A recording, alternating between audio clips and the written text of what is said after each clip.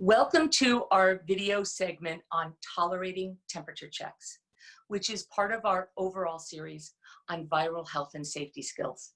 I'm Julie Swanson, I'm the Life Skills Lady, and I'm joined by Tracy Sanford, who is the principal of Milestone Schools. Tracy, welcome. Thank you for having me, Julie. I'm excited to be here.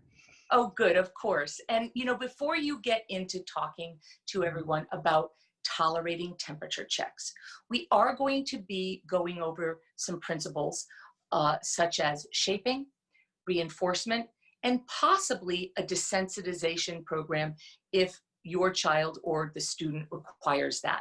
And so there is a video called Overview of ABA Principles. So please refer to that video if you want to learn more about that as well. Okay, Tracy, why don't you tell us about tolerating temperature checks? Sure. So given the circumstances we're in and what school may look like when we open again in the fall, many schools may require getting child's temperature checks before entrance into the school. So this is going to be a very important skill that your child is going to have to be able to tolerate and they're going to have. I do have 3 different thermometers. So there are a few different ways that your child may get their temperature checked. So I definitely recommend reaching out to your school so you can prepare your child ahead of time if you think you're going to need to do that. They could be getting a forehead temperature check, which is like pretty easy, just a swipe across your forehead. They might be using your thermometer, and they might be using a touchless thermometer, which is the fastest and easiest in my opinion. It's just a quick 1-second beep. Given our current situation, as I said earlier, it's highly unlikely that your school is going to be using something like an under the tongue thermometer. Excuse me. Let's hope not. Let's hope they're not. That's right.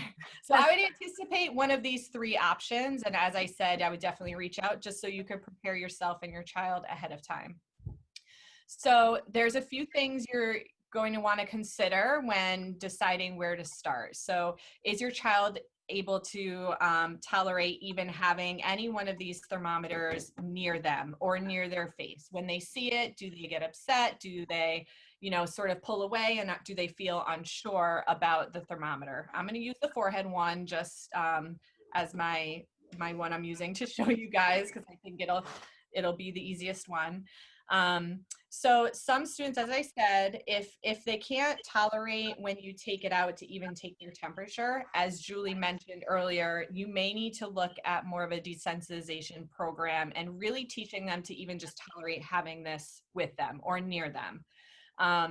Many students may be able to start with a shaping procedure. So, reinforcing approximations to what you want the end goal to be. So our end goal with any given thermometer for this one is going to be to tolerate having a whole forehead swipe.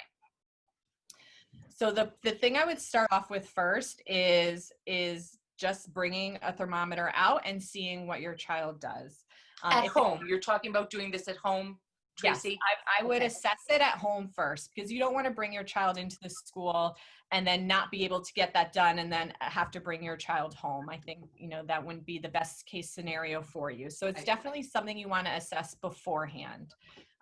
Many of your children probably have had their temperature checked at the doctor's office, so you may already know where you're starting in regards to getting a temperature check every day. So you're going to start with, can they tolerate having it around them? Can they tolerate you holding it close to their head? If they are, that's amazing.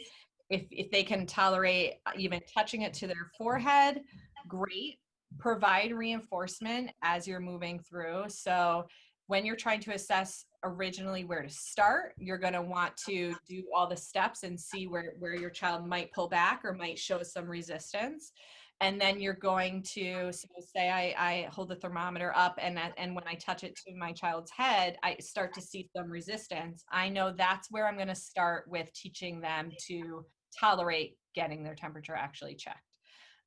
So if that's the case, what I'll do is I'll start with a quick touch to your forehead. If they allow that, I'm going to provide reinforcement right away, because we want them to recognize that if I allow this, something really good is going to happen afterwards.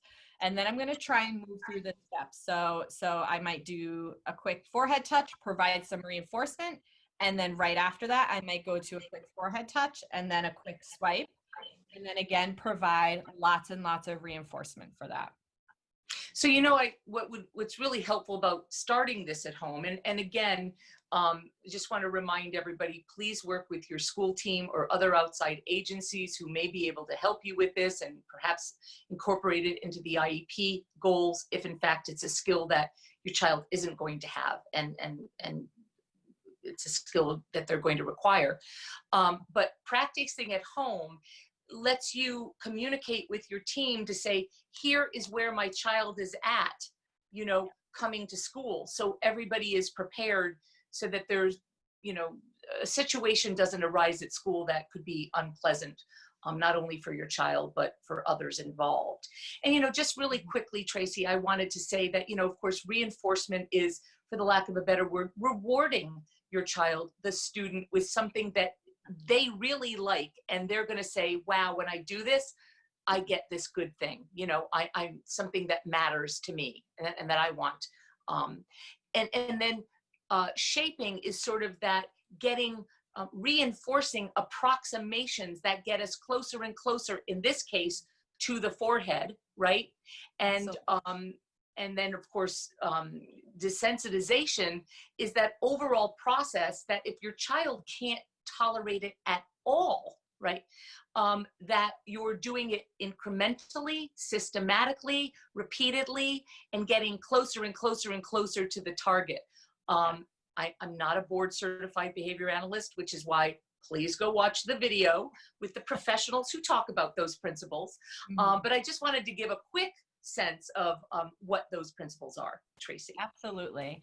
And, I think it's really valuable and important when you point it out to communicate with your child's team, because if you know ahead of time what to prepare for, or you have some important information to share with your team. For example, if your child, they're going to use an ear thermometer or a forehead check, and your child, can't tolerate that at all. And, you may be able to suggest to your team, he or she is really good at just being able to tolerate this quick, touchless thermometer. Right. Maybe they can make that accommodation for you, or maybe they can put something in place to use a thermometer that your child is the most successful with.